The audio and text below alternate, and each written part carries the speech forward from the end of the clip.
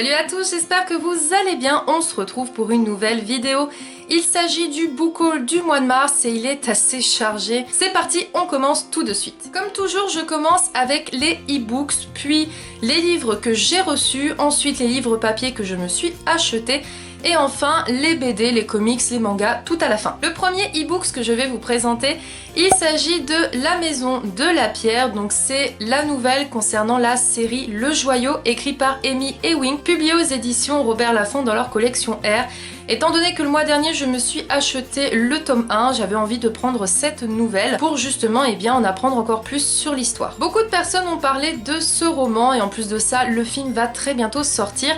Il s'agit de Avant toi de Jojo Moyes, publié aux éditions Milady. C'est une histoire qui a l'air vraiment très touchante. La plupart des personnes qui l'ont lu ont justement adoré ou alors ont eu un coup de cœur. Et étant donné que le film sortira très bientôt, je me suis dit il est grand temps de découvrir cette histoire. Je me suis ensuite pris Tous nos jours parfaits de Jennifer Niven, publié aux éditions Gallimard. Encore une fois, c'est un livre qui me faisait vraiment très envie. Surtout que Cassandra de la chaîne et du blog Croque les mots a eu un coup de cœur. Je vous mettrai d'ailleurs le lien de sa vidéo en barre d'infos. Et elle m'a vraiment donné envie de découvrir cette histoire qui, encore une fois, a l'air très belle et très touchante. Ayant lu le premier tome et ayant d'ailleurs adoré, je ne pouvais pas continuer la saga sans me procurer évidemment Night School, le tome 2, L'héritage, écrit par Seiji Dougherty, publié aux éditions Robert Laffont dans leur collection R. J'avais vraiment adoré le premier tome qui m'avait vraiment laissé sur la surprise parce que tout au long de cette histoire, il y avait beaucoup de choses qu'on ne comprenait pas et qui nous surprenaient. Et j'ai vraiment hâte de découvrir la suite de cette saga. Ayant eu un gros coup de cœur pour le premier tome, j'étais obligée de m'acheter la suite.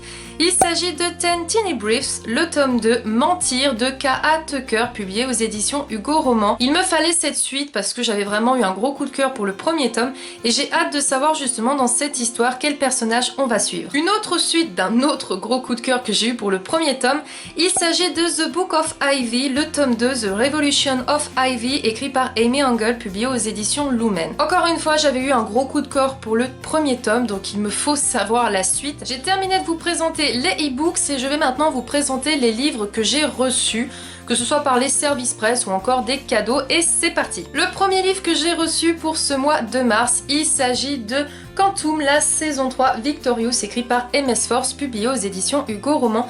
Je remercie encore une fois les éditions Hugo Roman ainsi que Mélusine de m'avoir justement envoyé ce troisième tome que j'ai d'ailleurs lu et chroniqué et dont j'en ai parlé dans ma dernière vidéo point lecture. Je vous mettrai le lien de la vidéo en barre d'infos. J'ai eu un échange avec les éditions Pocket Jeunesse. Je tiens à remercier les éditions Pocket Jeunesse de m'avoir gentiment envoyé ce tome. Il me faisait super envie étant donné que j'ai eu un gros coup de cœur pour le premier tome du Labyrinthe, même si le tome 2 m'a quelque peu déçu. En tout cas, j'adore cet auteur, j'adore beaucoup ce qu'il fait, surtout que ses histoires en général nous donnent envie de lire et encore lire, surtout que ses chapitres sont très courts. Donc j'ai vraiment hâte de découvrir cette histoire et je remercie une fois de plus les éditions Pocket Jeunesse. J'ai été ensuite très chanceuse puisque j'ai gagné à un concours organisé par ma partenaire Les Lectures de Marion, donc merci Marion si tu passes par là. J'ai gagné Les Étoiles de Noshead, le tome 3 Accomplissement, écrit par Sophie Jomain, publié aux éditions J'ai lu. Très beau travail au niveau des éditions J'ai lu, comme à chaque fois leurs livres sont vraiment magnifiques. Et d'ailleurs il faut vraiment que je lise le tome 2 parce qu'il me fait super envie. Ayant reçu à Noël une carte cadeau d'Amazon par ma maman que je remercie, j'ai pu me procurer donc l'album de Disney, Histoire de princesse. Je vous ai donné mon avis et il reprend les histoires de Walt Disney telles qu'on les connaît dans les films Walt Disney. Donc je me suis pris celui-ci et je me suis pris également le deuxième qui est donc Disney les chefs-d'œuvre, qui lui aussi a les pages dorées, qui est d'ailleurs énorme également, et en tout cas je ne regrette pas parce qu'ils sont vraiment magnifiques. On passe maintenant à mes achats de livres papier qui bien sûr sont tous d'occasion. Je pense qu'au final vous finissez par me connaître. Je me suis pris La Meute du Phénix, le tome 4, Marcus Fuller, écrit par Susan Wright, publié aux éditions Milady. Vous savez que j'ai les 3 premiers tomes dans ma palle, que je n'ai toujours pas lu d'ailleurs. Mais je sais que cette saga va être un coup de cœur, je vous l'ai dit, je crois que je finis par me connaître. Je me suis ensuite pris Trop beau pour être vrai de Kristen Higgins, publié aux éditions Mosaïque en format poche. Il fallait que je découvre cet auteur parce que j'en entends beaucoup de bien, à ce qui paraît fait vraiment des très bonnes histoires et je me suis dit que quand j'ai vu ce tome à 3 €, pourquoi pas tenter, surtout qu'il a l'air très sympa et j'aime beaucoup la couverture. Je la trouve vraiment trop choupie, elle est trop mignonne.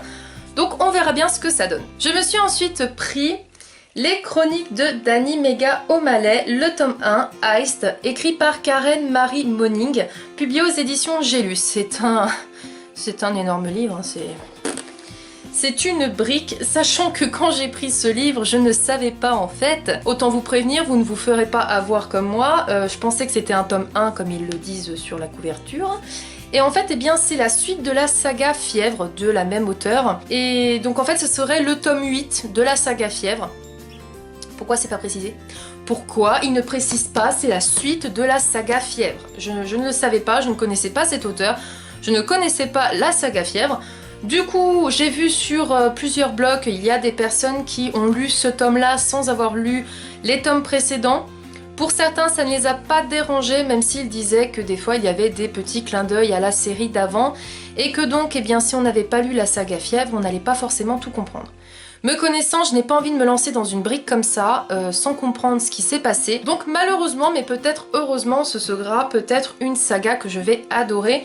Je devrais quand même me procurer eh bien, la saga Fièvre, même si je pense que je ne vais pas m'embêter et je vais les prendre en e-book. J'ai pas envie de tous les acheter en papier, donc je pense que je lirai la saga Fièvre en e-book. Ça me reviendra moins cher.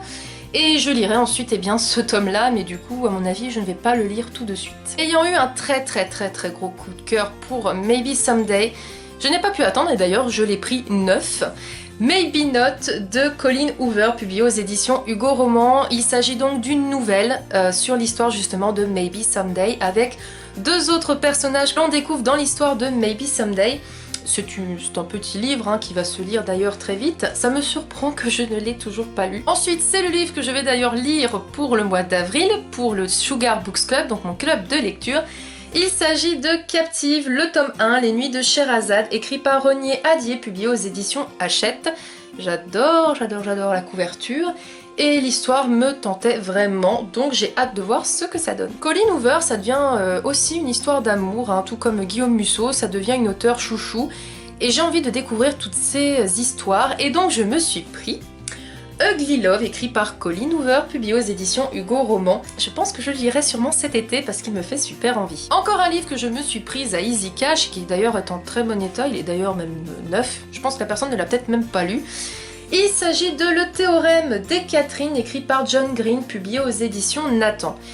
Ayant eu un coup de cœur pour Nos étoiles contraires, à partir de ce coup de cœur là, et en général quand j'ai un coup de cœur de toute manière, j'ai envie de lire toutes les autres histoires des auteurs, c'est comme ça. Ça fait un moment que je voyais ce livre en occasion sur le site Gilbert Joseph, et à chaque fois je me disais non, tu ne l'achèteras pas, parce que tu as encore beaucoup de tomes 1 dans ta palle, et que ça serait bien que tu finisses les sagas que tu es en train de lire avant d'en commencer d'autres. J'ai dit ça moi? Je m'en rappelle pas.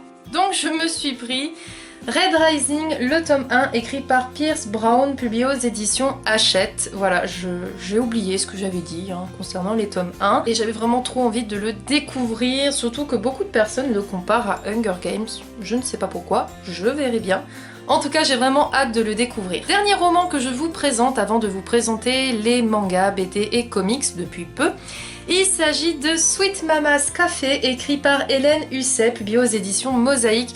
C'est un livre qui me fait super envie parce que c'est une histoire par rapport justement à une grand-mère, à sa famille, à des secrets, bref, elle a l'air vraiment géniale cette histoire et il me tarde de vous en parler dans une vidéo point lecture. Je vous montre maintenant tout ce qui est manga, BD et comics et je me suis pris un seul manga. Il s'agit de Orange, le tome 1, écrit par Ichigo Takano, publié aux éditions Akata. C'est un shoujo dont beaucoup de personnes parlent, ils disent tous d'ailleurs que c'est une histoire qui est super. Je trouve d'ailleurs la couverture vraiment très jolie. Voilà, ça fait penser au printemps, à l'été, vite que ces saisons arrivent. Et j'ai hâte de le lire très rapidement. On passe maintenant au BD. Je me suis pris Princesse Sarah, le tome 1, pour une mine de diamants, écrit par Allwait, Moretti et Boccato, publié aux éditions Soleil dans leur collection Blackberry. C'est une BD qu'on entend beaucoup parler, beaucoup de personnes d'ailleurs l'ont lu, on me l'a très souvent recommandé et j'avais vraiment envie de me lancer, même si c'est vraiment une BD qui est toute petite, toute fine. Deuxième BD que je me suis prise, il s'agit de H, écrit par François Desbois et Christelle, publié aux éditions toujours Soleil.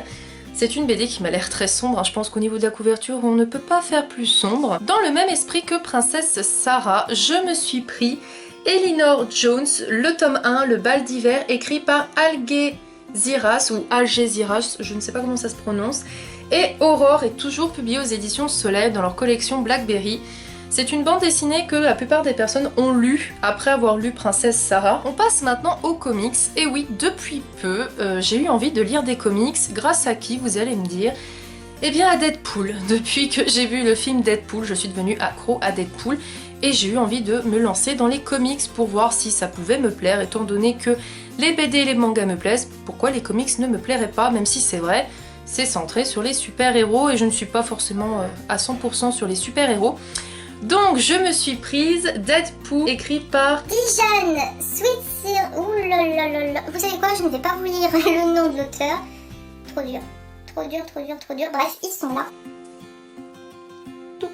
Donc déjà au niveau pour lire c'est une catastrophe, mais alors en plus de ça, leurs noms de famille sont hyper compliqués. Publié aux éditions Marvel, chez Panini Comics, enfin je ne sais pas, pareil, s'il vous plaît ne me jetez pas la pierre, je ne sais pas du tout si c'est Panini Comics ou Marvel ou les deux, parce que les deux sont écrits sur la 4e de couverture, donc je vais dire que c'est chez l'un ou l'autre ou chez les deux. Et voilà, j'ai eu envie de lire Deadpool, même si c'est vrai que les comics ça coûte quand même très cher. Encore celui-ci il a coûté 13 € je crois, quelque chose comme ça. Bon, le prix n'est pas marqué, mais je crois qu'il a coûté 13 €. C'est pas hyper cher, mais pour les autres comics que j'ai pu voir, c'était vraiment très cher. Et deuxième comics et dernier livre que je vous présente pour ce book haul, je sais pas pourquoi, j'étais attirée par ce personnage-là, tout simplement. Bon, de toute façon, je pense que je risque de lire plus des histoires sur des héroïnes plutôt que des héros. Voilà tout. Côté féministe qui ressort peut-être. Et j'ai eu envie de découvrir, eh bien, Mad Love, écrit par, alors c'est pareil, c'est écrit hyper petit, Paul Dini et Brucey Tim. Voilà, quelque chose comme ça. Et c'est pareil, je ne sais pas, je crois... Ah voilà, c'est publié cette fois-ci, et là je pense que je suis sûre, c'est publié chez les éditions Urban Comics. Et Harley Quinn, eh ben elle me fait super envie cette fille, j'ai vraiment envie de découvrir son histoire, elle a l'air un peu faux-folle, elle a l'air pas très nette. Je pense que c'est peut-être ça qui m'a attirée. Et je trouve par contre la couverture vraiment sublime, je la trouve vraiment très belle. Cette vidéo est maintenant terminée, j'espère qu'elle vous aura plu. N'hésitez pas à me dire si vous avez lu des livres que je vous ai présentés, ce que vous en avez pensé. Désolée pour le fait que je ne sois pas hyper forte pour vous présenter des comics, je commence seulement à en découvrir et j'ai encore un peu du mal à comprendre aussi bien au niveau des personnages que des maisons d'édition, je n'y connais rien. D'où le fait que je regarde justement des vidéos d'autres personnes qui s'y connaissent, hein, ça aide heureusement. Je souhaiterais une fois de plus vous remercier. Vous êtes de plus en plus nombreux à me suivre, on a dépassé les 850, quelque chose comme ça. Et c'est vraiment énorme et je ne vous le dis pas assez à mon goût, mais merci. Merci de regarder mes vidéos, merci de me conseiller en lecture, merci de me dire que ce que je fais c'est bien parce que ça fait plaisir. Et je vous aime, c'est tout ce que j'ai à vous dire, je vous aime et merci d'être là, merci de me soutenir. Et à très vite pour de prochaines vidéos. Salut!